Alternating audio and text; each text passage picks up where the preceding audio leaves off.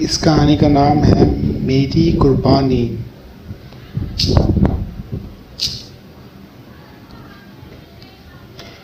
उफ, उसके कान तो देखो जरा। उसने आंखें पटपटाई। मुझे तंग करके उसे खासा मजा आ रहा था। ये वाला तो बिल्कुल नहीं। उसके इस जुमले पर मेरा दिल चाहा कि गाड़ी में बैठी इस मोहतरमा को गाड़ी समेत कहीं गायब कर दूं। खुद तो एयर कंडीशन में बैठी थी और धूप में ख्वार मुझे होना पड़ रहा था। अरमान देखो, इसका ये वाला कान छोटा है।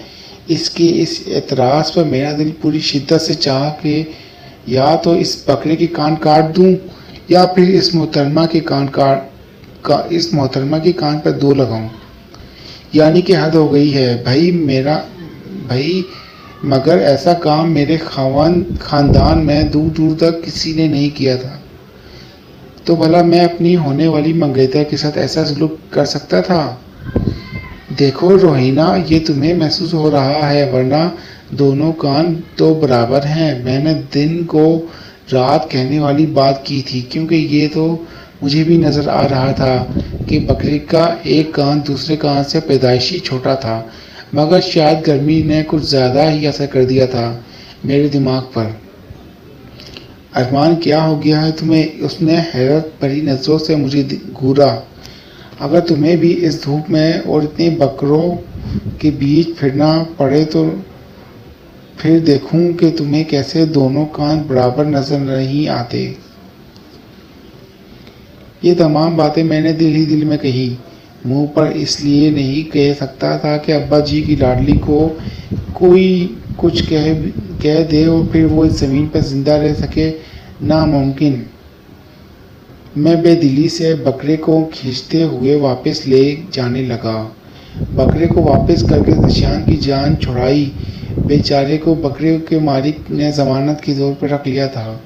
बकरा वापस लाओगे तो ये वापस मिलेगा। शायद इसे हमारी शक्लों पर एतबार नहीं आया। क्या हुआ, फिर पसंद नहीं आया? 2 घंटे में हमें रोहिना को कोई दर्जन भर बकरों का दीदार करवा चुके थे, मगर उसने किसी को शर्फ़ कबूलियत नहीं बख्शा। ज़िशान के इस सवाल पर मेरा खून खोल उठा। हालांकि उसे मेरी शक्ल देखकर ही मालूम हो जाना चाहिए था, लेकिन फिर भी पूछ रहा था। अबे उल्लू, अगर इसे पसंद आया होता तो मैं वापस करता। चलते चलते हमारी नज़रें गुर्दोनवा के तवाफ़ कर रही थी। हर बकरे का एक्सरे कर रही थी कि शायद वो गोरे नायाब मिल जाए। तो अस्तगफुरुल्लाह, इतना तो लड़कियों को भी ना घूरते होंगे जितना हम बकरों को घूर रहे थे। मेरी आंखों के आगे अब तारे नाच रहे थे। बकरे तो दिखाई ही नहीं दे रहे थे। अरे वो देख, ज़िशान इतनी ज़ोर से चिल्लाया कि मिनटों में सारे तारे गायब हो गए। क्या देखूं, मगर फिर भी मेरी बेजारी उरूज पर थी।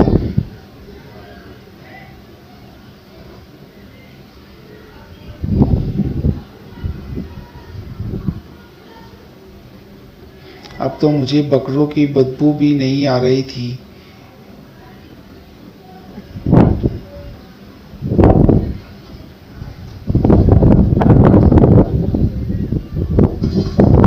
मुझे इनकी मखसूस बू से सख्त नफरत थी, और जिस वक्त हम मंडी में दाखिल हुए थे इस वक्त तो लगता था कि सब खाया पिया बाहर आने वाला है। मगर इतनी देर बकरों के बीच रहकर अब तो हमारे कपड़ों में से भी वही बू आने लगी थी। अरे वो देखो ना, वही सफ़ेद रंग, ब्राउन पाँव, लंबे लंबे कान, छोटे छोटे गोल सींग और आंखों का रंग तो पास जाकर देखना पड़ेगा। वो मुझे खींच के एक तरफ लेकर जाने लगा। वाकई यार, ये तो बिल्कुल वही है। आपके मेरी आंखें भी चमक उठी। मगर एक बात है, वो एकदम मुंह बसोड़ते हुए बोला। क्या? मैं बकरे के मालिक से भाव ताव करने लगा था। वो यार, इसकी आंखें ब्राउन हैं। तो फिर क्या हुआ? मेरा दिमाग वाकई चकरा गया था। इसने एक नज़र मुझ पर डालकर तासुब से सर हिलाया और फिर जेबें टटोलने लगा। मैं बेजारी से इसकी हरकत देख रहा था। ख्वाह वो वक्त ज़ाया कर रहा है। आखिरकार उसने अपनी जेब से एक चरमुरा सा कागज़ निकाल लिया उसे खोलकर इस पर लिखी तहरीर बाआवाज़ बुलंद पढ़ने लगा। रंग सफ़ेद, पाँव ब्राउन, काले लंबे कान, सींग छोटे और गोल, आंखें नीली। पूरी तहरीर पढ़कर इसने कागज़ मेरे बड़े एहतमाम से तय किया और फिर इसे इत्मीनान से अपनी जेब में ठूंस लिया। तो फिर समझ में आया कि मैं क्या फरमा रहा था। आंखें नीली होनी चाहिए, यानी हमें जो बकरा मतलूब है इन तमाम सिफात के साथ इसकी आंखें नीली होनी चाहिए, ना कि ब्राउन। ज़ीशान की पूरी तकरीर का हासिल यही था कि बकरा हमारे मतलब का नहीं, मगर मैं सिर्फ एक कमी की वजह से पूरे बकरे को गंवाना नहीं चाहता था। तो फिर क्या करें? उसने पहले मुझसे पूछा और फिर सोचने लगा क्या करें। आइडिया सोचते सोचते वो अचानक चिल्लाया, और इतने ज़ोर से चिल्लाया कि करीब खड़े लोग भी मुड़ मुड़ कर उसे देखने लगे। न जाने इस बंदे को खड़े खड़े ऐसा कौन सा नादिर, नायाब और अनोखा आइडिया आया है। और आइडिया सुनकर मुझे यकीन आ गया कि ऐसा आइडिया सिर्फ ज़ीशान मुर्तज़ा को ही आ सकता है। यार, इसको लेंस लगवा लेते हैं, यानी बकरे को लेंस लगवाते हैं। हाँ तो और क्या, वो बड़ा पुरजोश था। अच्छा, तो ऐसी कौन सी दुकान है जहाँ बकरों के लिए लेंस मिलते हैं? मैंने दांत पीसते हुए पूछा। बकरों के लिए लेंस? नहीं तो इसकी आंखों में इंसानों वाले लेंस लगाओगे? इसकी आंख देख और अपनी आंख देख। चलो बस अब चलते हैं। तुम पर तो गर्मी ने मुझसे भी ज़्यादा असर किया है। अगर थोड़ी देर यहाँ और रुका तो तू खुद भी बकरों में शुमार करने लगेगा। चल मेरे भाई, बस चल। मैं बकरे को खींचने लगा और भाई साहब, बकरे का मालिक हमारे पीछे भागा। भाई साहब, पहले सौदा तो कर लें। सॉरी भाई, मैं कुछ ज़्यादा ही जोश में आ गया था। मैंने फ़ौरन माज़रत की और उसकी मुंह मांगी रकम अदा की। आखिर को इतना नायाब बकरा इसके पास था। अब आंखें ब्राउन थी तो क्या हुआ, इसमें बकरे वाले का क्या कसूर। हम दोनों खुश बकरा ले जाने लगे, मगर आगे एक और मुसीबत तैयार थी। रोहिना साहिबा खुशी से तमतमाता चेहरा लिए गाड़ी से बाहर खड़ी थी। मेरी छठी जोर से सायरन बजाने लगी और किसी अनहोनी का सिग्नल देने लगी, और वो अनहोनी गाड़ी से कुछ ही दूर खड़ी थी, बड़े बड़े सींगों वाले, सफ़ेद दूध की तरह बैल की सूरत में। भाई साहब जल्दी करें, मुझे जाना भी है। एक देहाती लपक कर हमारे पास आया। ज़ीशान को बकरा मिलने की इतनी खुशी थी कि उसने उस नई मुसीबत पर कोई तवज्जो ही नहीं दी। तो जाओ यार, हम क्या करें। अरमान देखो, मैंने ये पसंद कर लिया है, गोया कोई बड़ा मुआरका सर कर लिया है। कितना खूबसूरत है ना। मुसीबत को महसूस करना और मुसीबत में फंसना क्या होता है, इसका फ़र्क मुझे अभी मालूम हुआ था। वो खूबसूरत बड़ी बड़ी आंखों वाला बैल मुझे इस वक्त जहर लग रहा था। सुरमे वाली काली स्याह आंखें गोया मुझे चैलेंज कर रही थी कि अब बताओ बच्चू, बहुत जल्दी है जाने की। ऐसी सूरत हाल में मुझे मर्द होकर रोना आ रहा था। मेरा दिल कर रहा था कि धारे मार कर रोऊं, क्योंकि रोहिना साहिबा की बात ना मानने की पादाश में जो सलूक अब्बा जी मुझसे करते, इसका मैं तस्वुर भी नहीं कर सकता था। रोही, हमने ही बकरा ले लिया है और घर में बैल रखने की जगह भी नहीं है। मैंने नरमी से इसे समझाने की कोशिश की।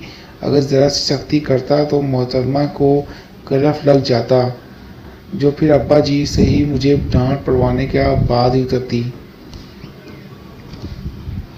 कोई बात नहीं अब्बा जी, बंदोबस्त कर देंगे।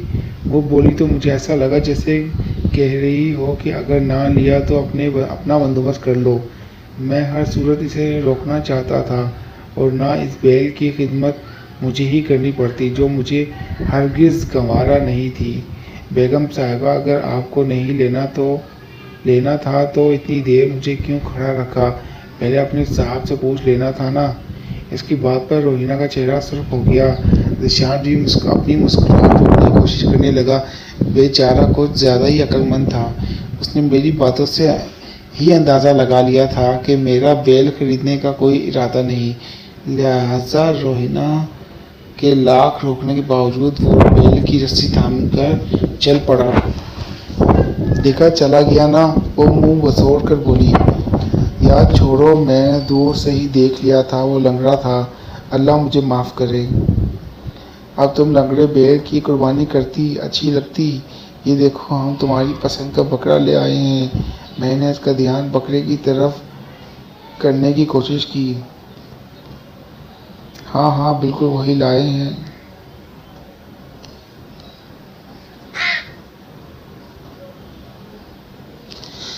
हाँ हाँ बिल्कुल वही लाए हैं जो तुमने कहा था। इस बार दशान भी बीच में बोल पड़ा और फिर से अपनी जेबें टटोलने लगा। उसकी इस हरकत पर मेरा खून खोल उठा। कमबख्त भांडा फोड़ देगा। रंग सफ़ेद, पाँव ब्राउन, कान लंबे, देख लो सारी क्वालिटीज़ पूरी हैं। दशान भी बड़ा कमीना था। असल बात हज़फ करके उसने आधी लिस्ट पढ़ी और फिर इसी एहतमाम और इत्मीनान से फाड़ कर फेंक दी। खस कम जहाँ पाक। ओह, तो तुम लोगों ने ढूंढ लिया है। वो बकरी की तरफ लपकी, मगर मैंने फ़ौरन इसे पीछे कर लिया। बस बस, अब घर जाकर तफसीली मुआयना कर लेना। इस वक्त जल्दी से घर चलो, मेरा तो दिमाग फट रहा है इस बू से। घर जाकर मैं नहाऊंगा। मेरे खुदा कितनी बू है, पता नहीं लोग कैसे बर्दाश्त कर लेते हैं। मैंने इसका ध्यान बटाने के लिए इतनी लंबी चौड़ी गुफ्तगू की ताकि वो मेरी बात में उलझ जाए और इसकी सुई किसी और जगह अटक ना जाए। और उसकी सुई अटक भी गई तो मगर बहुत गलत जगह पर। रोहिना कौन है? रोहिना मेरी इकलौती फुप्पो की इकलौती औलाद है। मेरे अब्बू इर्तज़ा अहमद और चचा मुर्तज़ा अहमद ज़िशान के वालिद, दो ही भाई हैं। मैं अपने अम्मी अबू का इकलौता बेटा हूँ, जबकि मेरी बहन अलीना इकलौती बेटी है। ज़िशान और ईशान दो भाई हैं। दरअसल मेरे अब्बू और चचा ने बच्चे दो ही अच्छे पर अमल किया था। अब्बा जी यानी हमारे दादा जान और अम्मा जी दादी जान चाहते थे कि इनकी इकलौती बेटी की इकलौती निशानी इनके घर आए और इस काम के लिए मेरा इंतखाब हुआ, बल्कि करवाया गया। मुझे काम ज़िशान के अलावा कौन करवा सकता है?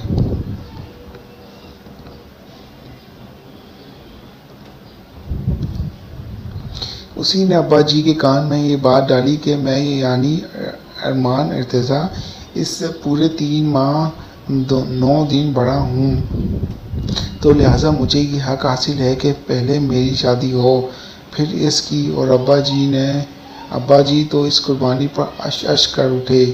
ये तो मुझे मालूम था कि उसने कुर्बानी दी नहीं थी, बल्कि मेरी कुर्बानी की थी, और कुर्बानी करने और देने में ज़रा सा फ़र्क है। और ज़िशान के इस अमल से मुझे ये फ़र्क बखूबी समझ आ गया।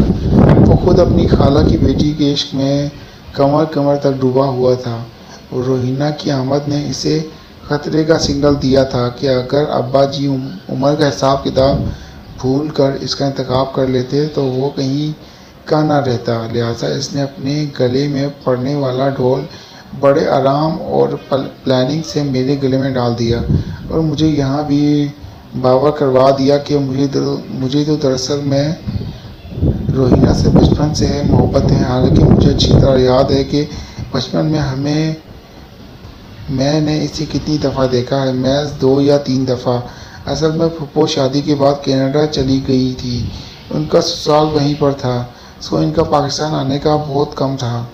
अब अब्बा जी ये चाहते थे कि फुप्पो फुप्पा के लिए कोई ऐसी कशिश पाकिस्तान में होनी चाहिए कि बार बार आए, और ऐसे में इन्हें यह आइडिया बड़ा मुनासिब लगा, भाई मेरी और रोहिना की शादी वाला। सो इस पर अमल दरामद भी फौरी तौर पर हुआ और अंधा किया चाहे 2 आँखें। फुप्पो की तो दिली मुराद पर आई।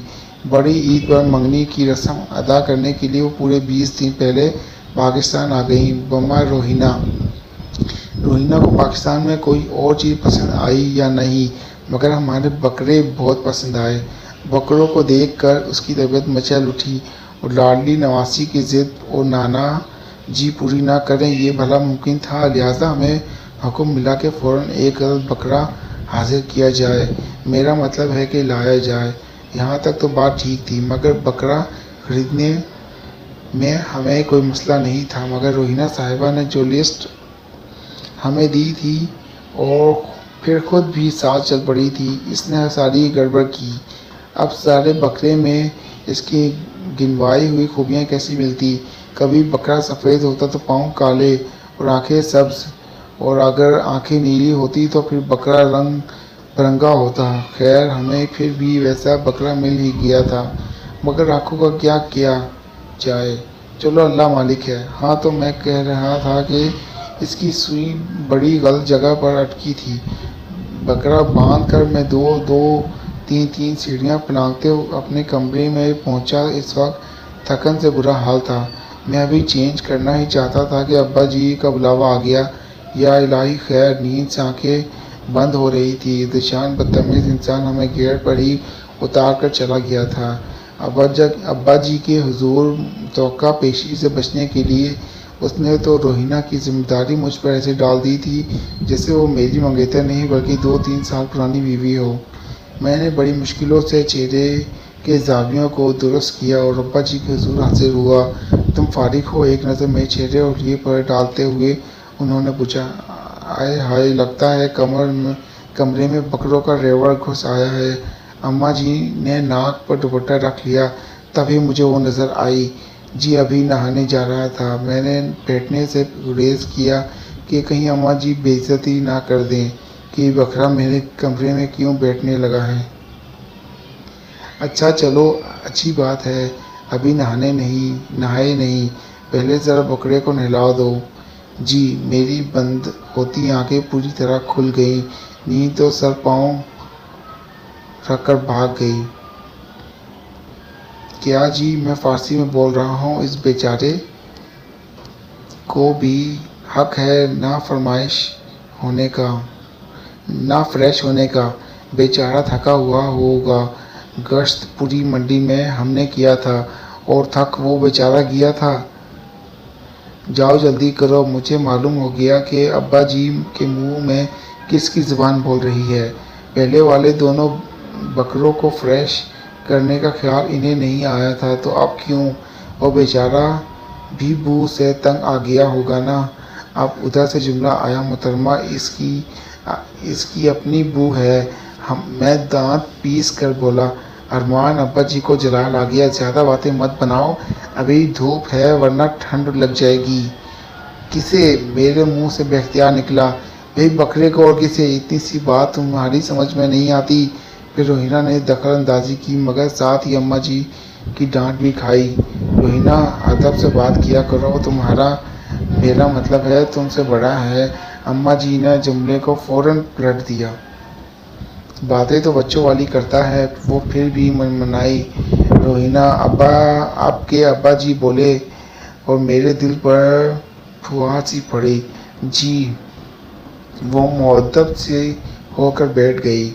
हाँ तो साहबजादे, आप यहाँ खड़े देखते ही रहेंगे या जाएंगे भी?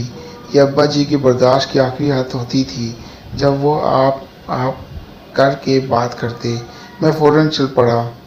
बकरे को नहलाते वक्त मैंने मुंह इतनी सख्ती से बंद कर रखा था कि मेरे जबड़े भी दुखने लगे थे। रोहिना साहिबा बड़े मज़े से सामने बैठकर अरीना से बातें बिगाड़ रही थी। मैंने गुस्से से इन्हें देखा और पानी की पूरी बाल्टी बकरे पर उंडेल दी। फिर ज़ोर ज़ोर से इसके बालों में ब्रश फेरने लगा। तो भी क्या याद करेगा कि किसने तुझे गुस्ल दिया है बच्चू? मैंने दिल ही दिल में सोचा। वाह भाई, ये तो बड़ा खुशकिस्मत बकरा है। अरमान इर्तिज़ा के हाथों गुस्सा ले रहा है। बकरों और बकरों की बू से मुझे सख्त चिढ़ जो थी। निशान कपड़े चेंज करके आ चुका था और अब मुस्कुरा कर मेरा दिल जला रहा था। तुम? मैंने उसे खड़ी सुनाना चाही, मगर जैसे ही मुंह खोला तो बकरे ने भरपूर तरीके से अपने आप को झाड़ा। सारी छींटें मेरे कपड़ों और मुंह पर पड़ी और कुछ तो मुंह के अंदर भी चली गई। निशान के कपड़ों का भी सत्यानाश हो गया। अच्छा है और भागे कामों से। मुझे तो इस तसव्वुर से भी के आने लगी थी कि बकरे का झाड़ा हुआ पानी मेरे मुंह में गया है। मैंने सब कुछ वहीं छोड़ा और रास्ते में पड़ी बाल्टी को एकदम किक रसीद की और वॉश बेसिन में की तरफ चला गया। रोहिना और अलीना हंस हंस कर लोटपोट हो रही थी और उनकी हंसी मुझे जहर लग रही थी। ये इसने क्या किया है? बमुश्किल अपनी हंसी जब्त कर कर वो बोली, बाल्टी को 2 लत्ती मारी है। I mean kick. जिशान परेशान से अपने कपड़ों को देख रहा था। बकरे ने कब मारी है किक? वो तो अरमान ने मारी है। हुआ मोखा बकरे पे क्यों इल्ज़ाम लगा रहे हो? वो मुंह बनाकर बोली। जिशान ने एक नज़र इसे देखा और फिर मेरे पास आकर आहिस्ता से बोला, हाँ यार, तेरे लिए तो मैं दुआ ही कर सकता हूँ। इसे बकरा तेरे से ज़्यादा चीज़ है। आखिरकार रोहिना साहिबा पर बकरे की हकीकत खुल गई। उसने अब्बा जी के आगे रोना धोना मचा दिया। मैंने कहा था ना, नीली आंखों वाला चाहिए, फिर ब्राउन आंखों वाला ले आए हैं। बस मैंने नहीं लेना ये बकरा। और हाँ, एक बात आपको बताना भूल गई कि मेरी आंखें भी नीली हैं। अब्बा जी ने जो अपनी इकलौती नवासी की फरियादें सुनी तो फौरन हमारी तलबी हुई। और इसके बाद जो घन गरज शुरू हुई तो रीना भी रोना भूलकर अब्बा जी को समझाने लगी, अब्बा जी कोई बात नहीं, अगली दफ़ा नीली आंखों वाला बकरा ले लेंगे। अब्बा जी बस करें, अब्बा जी छोड़े ना। हम दोनों खामोशी से बाहर निकल आए। जिशान तो दुम दबाकर भाग गया, जबकि मेरा गमों गुस्से से बुरा हाल था। कोई छोटे बच्चे थे कि यूं छोटी सी बात पर इतनी बेइज्जती करके रख दी अब्बा जी ने। सब लोग अपने अपने कमरे में थे। मैं वहीं लॉन्च में बैठ गया।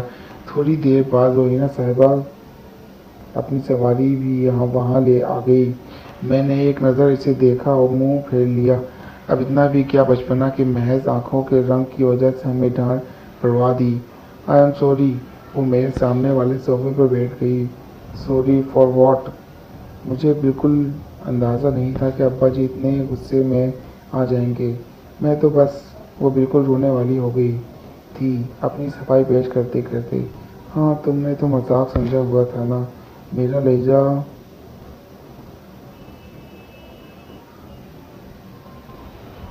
लहजा मौसम की सारी सर्दी समेटे हुए था। अरमान प्लीज़, अब सॉरी कह रही हूँ ना, देखो मुझे पता होता तो मैं बिल्कुल शिकायत ना लगाती। प्लीज़ मान जाओ। अब इसके आंसू भी बहना शुरू हो चुके थे। मेरा दिल मेरे हाथों से निकला जा रहा था। अच्छा, अब रोने की ज़रूरत नहीं। जाओ, जाकर सो जाओ। तुमने मुझे माफ़ कर दिया ना? उसे यकीन नहीं आ रहा था। हाँ बाबा, अब जाओ। अपनी हालत पर गौर करने के लिए मुझे तन्हाई चाहिए थी, लिहाजा मैंने अपने कमरे का रुख किया।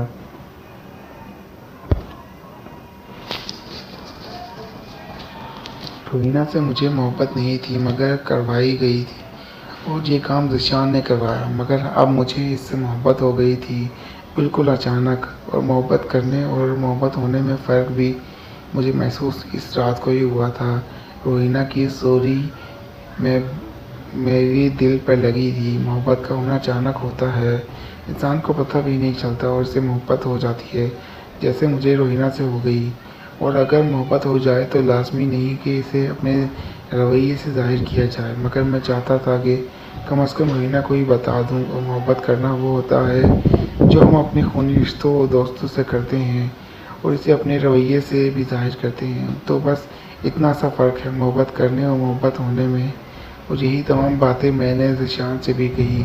यार, मंगनी के बोलों में न जाने क्या है कि मोहब्बत वही की तरह नाजिल हो गई है मेरे दिल में। मैं बड़े जज्बे के आलम में कह रहा था कि जिशान के मुक्के ने सारा ध्यान भटा दिया। अबे उल्लू, मंगनी के कौन से बोल होते हैं? और बाय द वे, तुम लोगों की मंगनी कब हुई है? हुई तो नहीं, मगर ईद के बाद तो हो ही जाएगी। मगर मैं इसे बताना चाहता हूँ, मुझे इससे मोहब्बत हो गई है। मगर क्यों? आखिर तुम लोगों की शादी हो ही जानी है। इसे मेरी बात समझ में नहीं आ रही थी। वो बात दरअसल ये है कि मैं रुका। शादी तो होनी ही है। अगर लव हो जाए तो इसमें क्या हर्ज है? तो तू इसे आराम से बता दे। उसने चुटकियों में हल भी निकाल लिया। बता दूँ मगर कब? मैं झंझलाया। हर वक्त तो अम्मी या चाची जान के साथ लगी रहती है, या फिर ईशान और अलीना और मोहल्ले के बच्चों के साथ बच्चा बनी रहती है। कहूँ तो कब कहूँ? तो फिर इसे वॉक के लिए ले जाओ रात को और आराम से बात भी कर लेना। हाँ वो तो जैसे चल पड़ेगी ना। मैंने इसे घूरा और एक नज़र नीचे सहन में अम्मी और चची के साथ बातें करने में मसरूफ़ रोहिना को देखा। तो ऑफ़र तो करो। वैसे शादी के बाद तेरा क्या बनेगा? इसके तो पूरे मोहल्ले के साथ बड़े अच्छे सफारती ताल्लुकात हैं। वो तो शादी के बाद देखा जाएगा, मगर अभी जो मसला दरपेश है इसका हल निकालना है मुझे। चल पहले तो आइडिया नंबर 1 ट्राई कर और फिर भी सोचते हैं। कितना अच्छा मौसम हो रहा है ना। शाम के वक्त जैसे ही वो मुझे अकेली मिली मैं फ़ौरन इसके पास पहुंच गया। पता नहीं मैगज़ीन में ऐसी कौन सी दिलचस्प खबर थी जो उसने सर उठाकर भी नहीं देखा। कहूँ कहीं चलो कहीं बाहर चलते हैं। मुझसे कुछ कहा है तुमने? उसने चौंक कर ऊपर देखा। नहीं, तुम्हारे फरिश्तों से। मैंने कहा कि कहीं बाहर चलते हैं वॉक के लिए। मैं बज़ाहिर नरम लहजे में बोल रहा था। इसकी बेनियाज़ी पर मुझे सख्त ताव आ रहा था। अभी? उसने हैरत से पूछा। अभी सूरज पूरी तरह डूबा भी नहीं था। आसमान पर अभी रोशनी बाकी थी, लिहाजा इस वक्त वॉक पर जाना इसे यकीनन अजीब लगा होगा, मगर मैं क्या करता। मुझे तो यही वक्त मुनासिब लगा था, वरना वो तो कभी अकेली मिलती ही नहीं थी। नहीं, बड़ी मुश्किल से अपने आप को नहीं कहने पर आमादा किया। नहीं अभी तो नहीं, रात को चलेंगे ना खाना खाकर। ठीक है तो तुम तैयार रहना। रोहिना, तुम्हें पता है अरमान को बकरों से नफरत क्यों है? फूफो अपनी लाडली की मालूमात में इजाफा कर रही थी और लाडली दिलचस्पी देखने के लायक थी। मैं खाना छोड़कर बेचैताब खा रहा था। आखिर फूफो को ये बेवक्त की रागनी अलापनी भी ही क्यों याद आई है। फिर किसी वक्त बचपन में सब इसे बकरा कहते थे। आपके दिशान ने भी लकमा दिया और मैंने इसकी लात पर लात रसीद की। इस वक्त सब खाने की मेज़ पर जमा थे। इस बात के से सबके चेहरे मुस्कुराहट आ गई। वॉट? इसने यकीनन मुझ पर नज़र डाली होगी, मगर मैं नीचे मुंह करके प्लेट चमचे की मौसीकी से लुत्फ़ हो रहा था। मगर क्यों? इसे गुस्सा बहुत आता था। जब ये छोटा सा था तो बिल्कुल बकरे की तरह बिहेव करता था। जिस पर गुस्सा आता था इसे टकरे मारता या अपना सर दीवार से टकराने लगता। अब अम्मी अपनी होने वाली बहू की मालूमात में इजाफा कर रही थी, तो इस तरह इसका नाम बकरा पड़ गया। सब इस बात को एंजॉय कर रहे थे। अम्मी, मैं अरमान के साथ वॉक के लिए चली जाऊं? सब जब मेज़ से उठ चुके तो उसने पूछा। मैं कुर्सी खिसकाते खिसकाते रुक गया। अरमान के साथ? फूफो को हैरत हुई। इतने दिनों से तो डायरेक्ट हम दोनों में कोई बात भी नहीं हुई थी, और अब वॉक के लिए जाना इनके लिए हैरत का बायस थी। जी अरमान के साथ, बस थोड़ी देर में वापस आ जाएंगे। क्यों अरमान? हाँ हाँ क्यों नहीं। मुझे यकीन नहीं था कि वो इजाज़त ले लेगी। फिर चलो, जल्दी वापस भी आना है। वो फ़ौरन खड़ी हो गई। चलो, मैं दिल ही दिल में अल्फाज तरतीब देते हुए इसके पीछे था। जस्ट अ मिनट, मैं अभी आती हूँ। मुझे रुकने का कहकर वो पिछले सहन की तरफ चली गई और मैं वहीं टहलते हुए इसका इंतज़ार करने लगा। और जब वो वापस आई तो मेरा दिमाग भग से उड़ गया। मैंने सोचा कि इसे भी साथ ले चलते हैं, इसकी भी वॉक हो जाएगी। बकरी की रस्सी मेरे हाथ में थमाते हुए वो बोली, अब क्या खाक वॉक होगी। मेरा दिल चाह रहा था कि वो वहाँ से भाग जाऊँ। मिट्टी डालो इस इज़हार मोहब्बत पर और फातिहा पढ़ डालूं। पता नहीं क्यों मुझे इस बकरे से नफरत सी होने लगी थी। मेरा रकीब ना हो तो। इस बात तो मैंने रोहिना के बारे में आपको बताया ही नहीं कि वो ये कि मुझे कम से कम कभी इसके हुलिये की वजह से इसे बाहर ले जाते हुए उलझन नहीं हुई थी। वो हमेशा ट्राउज़र या जीन्स पहनती थी, मगर लॉन्ग शर्ट के साथ। और उसके साथ दुपट्टा भी होता था। वो 2 या 3 दफ़ा ही पाकिस्तान आई थी, मगर इस माहौल में ऐसे बस गई थी जैसे हमेशा यहीं रहती हो। अब्बा जी और अम्मा जी के साथ वो बड़े मज़े से इंग्लिश स्टाइल पंजाबी में बातें करती थी। अब्बा जी और अपने मामों के सामने वैसे दुपट्टा ओढ़ती थी जैसे अभी भी नमाज़ पढ़कर आ रही हो। इसे ऐसे हुलिये में देखकर मेरे लिए हंसी रोकना मुश्किल हो जाता। हम दोनों खामोशी से चलते जा रहे थे, बल्कि नहीं, हम तीनों। इस बेज़ुबान की मौजूदगी मुझे बड़ी बुरी तरह महसूस हो रही थी। आइसक्रीम खाने चलें? वो अचानक बोली। नहीं, मुझे डर था कि कहीं वो बकरे को भी आइसक्रीम खिलाने ना बैठ जाए। क्यों? वो मुंह बनाकर बोली। अब इसके साथ हम आइसक्रीम खाने जाएं। मेरा इशारा बकरे की तरफ था। तो क्या हुआ? ये क्या कहता है? मैं चुप रहा। बस यही तो अफसोस है कि ना कुछ कहता है और ना मुझे कहने देता है। चलो अच्छा मानो